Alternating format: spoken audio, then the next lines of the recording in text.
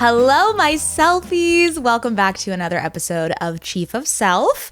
I missed you guys. I know that it's only been a week, but I have been enjoying recording these podcasts so immensely. They just light me up in a way that I just feel like a lot of my other content hasn't been lately. So thank you for listening so that I can get to record these every single week.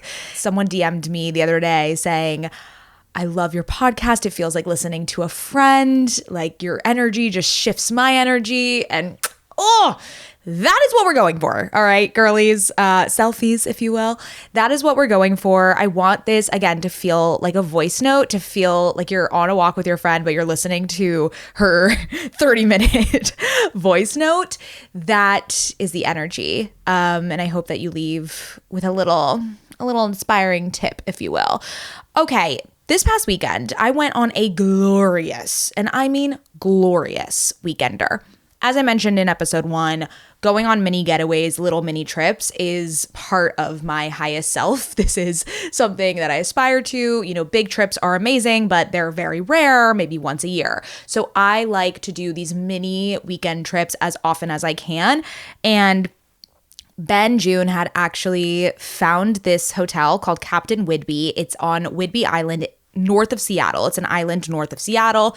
You guys know I love the Pacific Northwest. It's October, it's fall, and I really wanted to lean into that cozy fall energy. And let me tell you, we did, okay? This is the most charming, not only island, but the inn that we stayed at was like log cabins.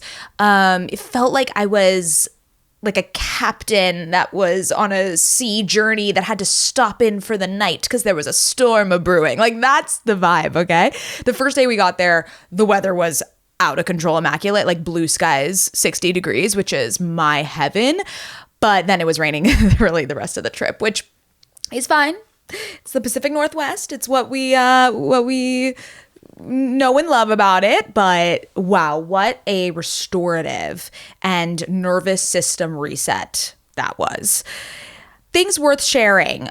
Oh my God, Nobody Wants This season 2 is out. So I'm recording this the day before like the actual season 2 comes out. But I don't know if you saw my Instagram, but Camber was asked to be on the red carpet of the season 2 premiere. I'm going to hold for applause. I'm going to hold for a little snapping session. Pinch me moment beyond pinch me moments. And yes, I did meet the Adam Brody, the Seth Cohen. I was breathing his same air. And I got to ask him a question. He was very, in high demand, of course, as you can imagine. But I was able to sneak in a little question there at the end. And I'm so excited for you guys to see the content. That was so exhilarating and fun for me. And with Camber, we've been doing a lot more of these hosting red carpet gigs, which I love to do. We're actually doing one with HBO next week. So I don't know where my life is taking me right now, but I'm just going with it, okay? And the red carpet stuff feels so aligned. I love to razzle and dazzle, as you may know, and Nobody Wants This is my favorite show of all time. So it was just the perfect synergy, and I can't wait to binge the entire season. Also, we got to watch the first 2 episodes at the premiere, so I have seen a little bit, and we are in for a treat. Let me just say that. We are in for a treat. All right, let's dive in to the topic at hand. So I was asked this the other day, and I literally can't stop thinking about it. How do I know when it's time to push through versus pause and rest? So this is the loop that goes on in my head when I think about this question. I want to take a beat, but does that mean that I'm lazy? Or I want to take a step back, but does that mean that I'll lose momentum? But if I push through, am I sweeping things under the rug? Or, sometimes when I do power through, it does feel good because then I can show that I'm showing up for myself, but and that I could do hard things, but which one is it? There's this ping-ponging in my head, which I'm sure you relate to as well. And then today I want to explore that gray area. So when do you actually know when it's time for your body to push through versus let's take a step back. Let's recalibrate. So this mental tug of war happens constantly, daily, if you will, for me. Definitely while building my startup Camber, the intrinsic motivation you need to have when you build a business is wild. Like, you need to push through so often that it's kind of hard to know when you're teetering on burnout because you're just pushing. And in the beginning, that might be a great way to get things off the ground. But as you scale and as you build a sustainable business, you can't just be teetering on the edge of burnout all the time. So we're 4 years into Camber, and now I'm really having this like internal discussion with myself of, when do I actually need to push through and when is it time for me to take a step back? I noticed this tug of war also happening when I overbook myself with networking opportunities or just social commitments as well. A big goal of mine in 2025 was to network more and build my network. And I think I've done a great job at that because I've been saying yes to so many things, which is amazing. But at times you can overcommit yourself, which I do a lot because there's so many amazing opportunities. There's so many people I want to meet, and I don't want to schedule them out like 3 months ahead because that seems insane. I sometimes, when I have to say no to someone, I feel like I'm failing at my goal of networking more because I'm letting myself down. So there's that tug of war in that sense. And then there's also in my personal life, right? Like, am I showing up as a present wife, sister, daughter? Am I checking in on my family as often as I want to? Am I actually being super present when I'm spending time with them? Am I not avoiding those really hard conversations? Okay, you know the ones. I always find that when I push through uncomfortable feelings and really sit with those hard conversations. I've had to do many of them over the past couple years. I swept a lot under the rug growing up, and the past couple years I've really kind of forced myself to have these really tough conversations with my parents, with my sister, and I will tell you that every single time afterwards I feel this immense sense of relief, but also it's like our relationship grows deeper. You know, sometimes when you're avoiding these hard conversations, you're like, okay, let's just keep them all nice and dandy. Like, it's fine. Let's just let's not even touch that. Then it builds and builds and builds to a breaking point. Whereas having those ongoing tougher conversations, yeah, they might feel uncomfy in the moment, but I guarantee you then prolong the peace of the relationship for longer. Does that make sense? I don't know.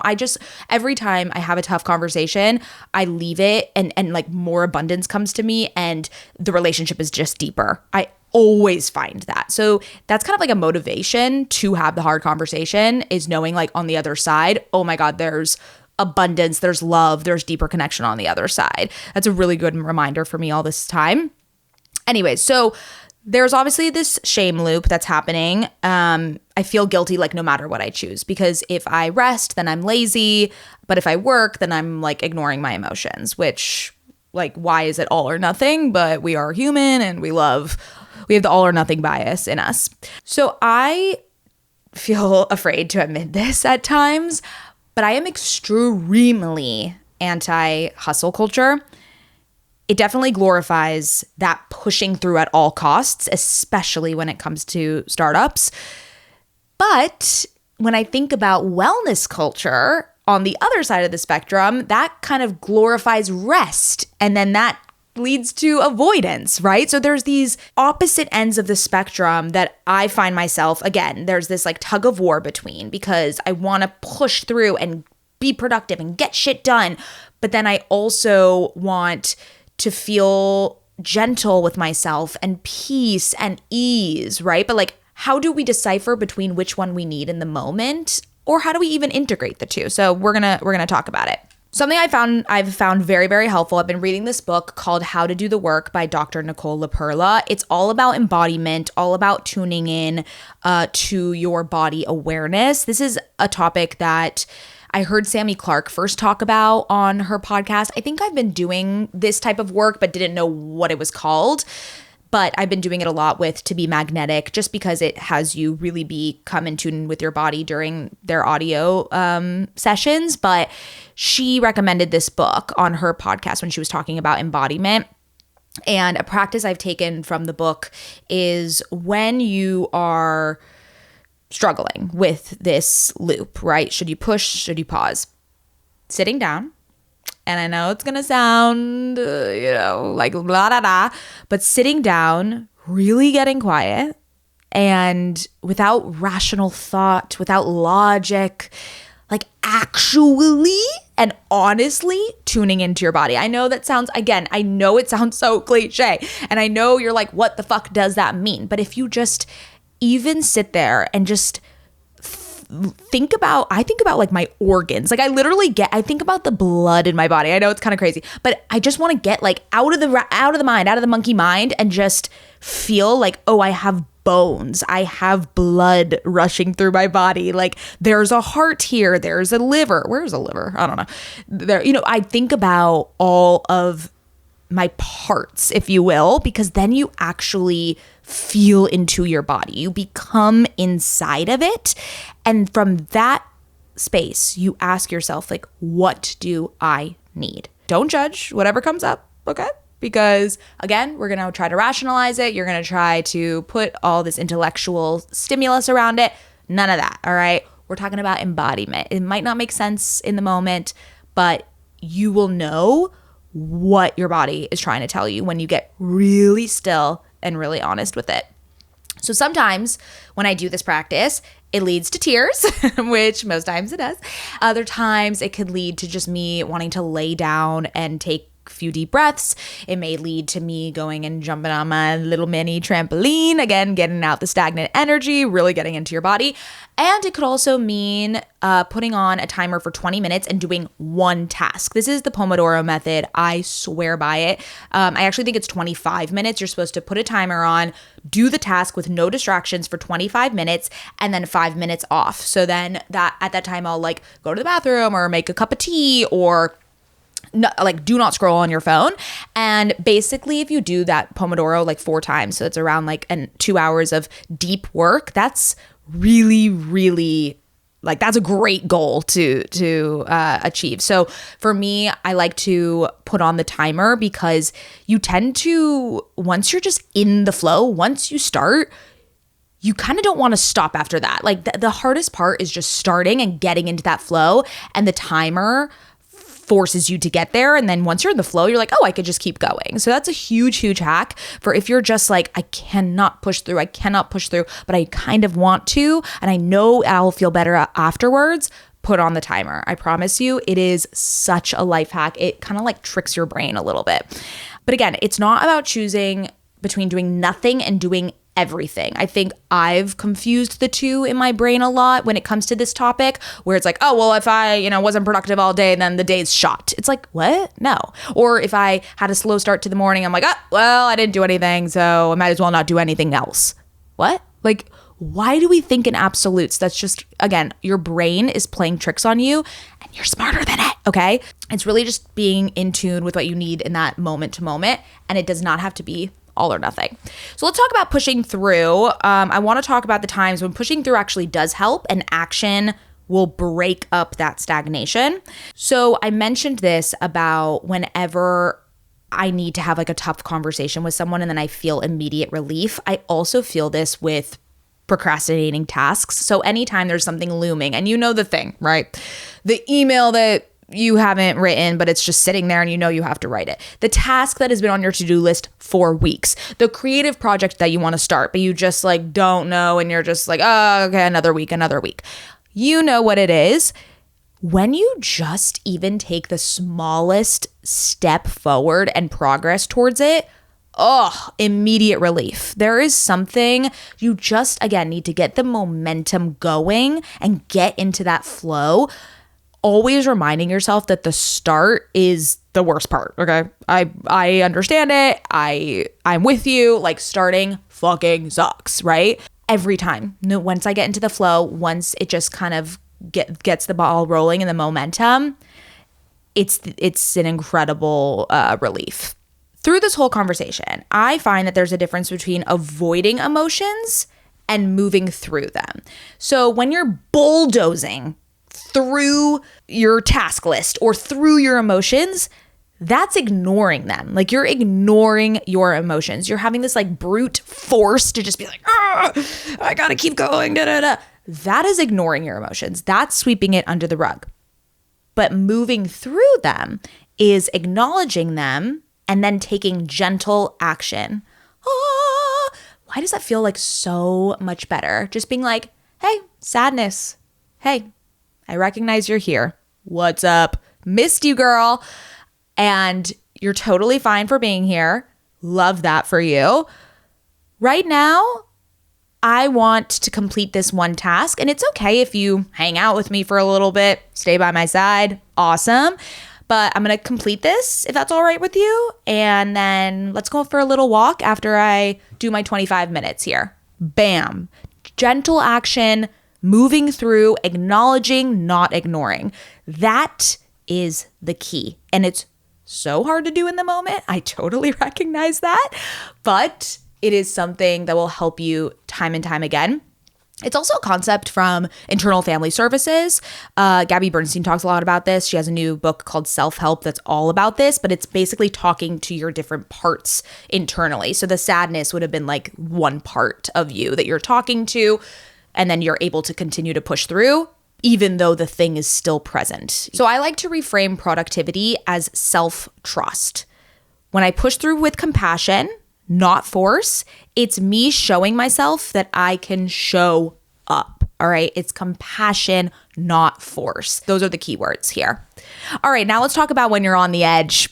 Oh, we know it well. Oh, yeah, baby. We're all on the edge. We're all on the edge of burnout, and it's not fun. Okay. It is. I don't know when that became like a badge of honor, but I never want to feel on the edge. I do quite a bit lately. And it's something I don't brag about. I don't want that to be my story. And so let's talk about what to do when you're at the edge. All right, so these are tips of recognizing the difference between burnout and procrastination. So number one, you're going to check your body first, not your to-do list. What did I just say? You are going to tune in. Do that little exercise where you actually feel into your body, your internal body, like literally, like I kind of look inwards as if my eyes are like soaring into the midline of my body. Does that make sense? It's like I'm like peering inside to the body, and then I ask myself on that from that space what I need. I also ask myself, am I tired or am I scared? Huge distinction, because am I tired? Let's take a rest. Let's take a beat. I'll come back to this later. I have the motivation. Am I scared? Then I have to push through. Like, this is not about, no fear is stopping us ever, okay? Fuck fear. Honestly, if I'm scared, I'm going to push through even harder. Like, that is the signal to push through. So asking yourself that and knowing the difference is key. Number two is to notice your self-talk. If you are being shame-driven, it's probably burnout. If you are being curiosity-driven, that is like some resistance we can work with, right? So I always like to shift my mindset and my whole way of life, I don't know, my inner dialogue to being curiosity driven. When I'm frustrated, when I'm at a standstill, when I feel like I'm stuck, instead of just being like, ugh, I can't do it. Like, ugh, it's just too much. Or like, I don't know the answer, Curiosity, like, oh, interesting. What would this look like if solving this problem was easy? What resources do I have at my disposal? Oh, is there someone I can ask that has been through this before that might have insights for me? So approaching it with curiosity rather than like, oh, it's I can't figure it out, I'm done, and walking away. So that's like resistance and discomfort that you can work with if it's curiosity driven. Number 3, look for patterns. So if every task feels impossible, then it's probably burnout, right? So even if the smallest task, like for me, when I have to just like go through our DMs on Canva and respond to them, or if I need to edit a video, and even just that makes my skin crawl, and there's something where I put like such pressure around this tiny task that is not big at all. That's when I know we're teetering on burnout, because we're like, okay, I could do this in my sleep. Why is this feeling so heavy right now? So that's a good indication. But if one task feels heavy, but you have energy otherwise, then that's probably procrastination, right? If you're like doing a lot of other busy work, whatever, but you're just putting off this one task that you don't really want to do, that's procrastination. That's not necessarily burnout, but that's a moment where you can be honest with yourself and say, okay, we're going to push through. We're going to put the Pomodoro, the 25 minutes, and get to the big task, because the busy work is going to lead to burnout eventually. I promise you. Okay, number 4, you're going to ask yourself, will doing this make me feel more regulated or more depleted? Are you going to get energy from it? Are you going to feel so amazing afterwards, right? That is something I think about a lot when there's a task that it's looming and I don't really want to tackle it. I just think about, oh my God, when I solve this, because I will, when I solve this, what is on the other side for me? Magnetism, abundance, showing myself that I can show the fuck up and work hard and figure things out. Like that, building that trust muscle with myself. So thinking about that. But if you feel like it's going to deplete you, that's actually a good indication that this is something you should outsource. So for me, I get really depleted from editing content. So that's something that for Canva and for my personal, I have someone where I send the footage to, I tell them I give them guidance and they edit it for me. So those are things where I outsource when I know that it's going to deplete my energy. Okay. The other thing I feel like people always say is the only way is through. But as we have been talking, when people say that, sometimes I'm like, okay, if you're going through it, like, again, are you going through it with brute force that you're just ignoring all of your emotions, just like pushing? Or are you moving through with the emotion present? So it goes back to like the acknowledge the feeling and then moving with it with gentle action. Gentle action. That is like, I need to get that tattooed to like my face. Move through with gentle action. All this discussion, everything honestly that I talk about on this podcast, there is no perfect formula. That is something I preach with any recommendation I share, anything I tell you about, or any mindset shift that I share. There is no perfect formula. This is going to take so much trial and error. This is going to be something that you really moment to moment need to tune into your body and understand what it needs. And it takes so much practice. I mean, I am learning this on a daily basis. So don't think that I'm an expert at this. I'm just sharing some of the tools that have helped. And that's because they've compounded over time, because I do them time and time again, over and over. So next time you're caught in that loop of like, should I push or should I pause? I want you to try asking yourself, what would feel most compassionate right now? Not easiest, not most productive, most compassionate. Because that's where we're really getting to, right? It's compassion for yourself, honoring your feelings, honoring your body. And if pushing through is what is the most compassionate, fucking go for it. Yes, we love it. Like, take the action, the gentle action that's right for you. All right, a short takeaway closing note. Something that I do that's very tangible that I've implemented into my daily life is I put a reminder on my phone for every 3 hours. It's called Conscious Reminder. It pops up on my phone and I might be in a meeting, I might be filming content, whatever, but it is just quick, like a couple seconds. It's not much time at all. A couple seconds to be like, oh, right. I'm here. This is my body. Where am I? Look around my surroundings. Maybe take it in as if I'm seeing it for the first time, and just like being so conscious and present. It is one of the best little tips that I've implemented these past couple months. Again, they're super quick. You just do a quick conscious check-in with yourself. It just reminds you to get back into your body and feel into that present moment. Anyways, that is all for this week. I love you dearly, and I am so, so grateful that you're here with me. If you would like to rate and review the podcast, it does help quite a bit. So I would love to hear from you, to hear any feedback, to hear how you guys are liking it. Tag me if you're listening. It really, really makes my day. And I will see you next week.